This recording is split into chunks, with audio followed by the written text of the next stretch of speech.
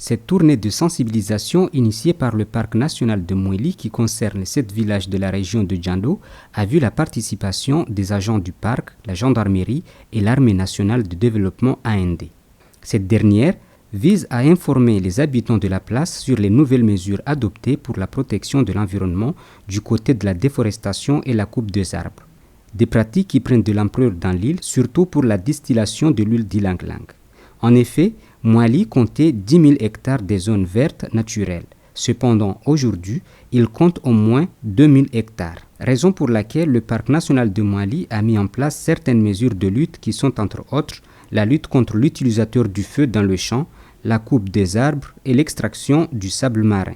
À en croire les responsables du parc national de Mouéli, cette situation est alarmante dans la mesure où toutes les dispositions prises, mais ce phénomène prend de l'ampleur.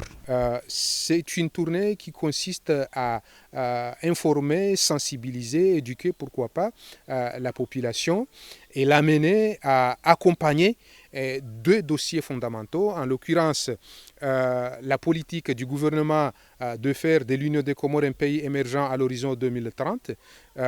Nous savons que cela ne peut pas passer sans donner un accent particulier à la question de la biodiversité qui est un levier fondamental en matière de développement. Donc, le deuxième objectif, c'était aussi de faire en sorte que les communautés sachent l'opportunité que nous avons, parce que là, nous sommes en train, l'île de Mouéli est en train, sur le point d'être classée réserve de biosphère de l'UNESCO. Une initiative jugée nécessaire pour les habitants de la commune qui se disent prêts à accompagner le parc de Mouéli dans cette mission de lutte contre la déforestation et l'application des nouvelles mesures.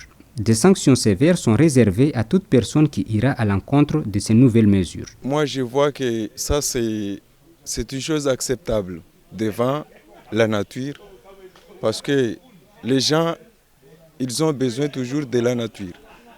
Aujourd'hui, nous, les gens de Anyamada, nous sommes très heureux sur cette situation avec l'institution Parc national et l'État de renforcer ces mesures sur cette situation. Nous sommes très heureux.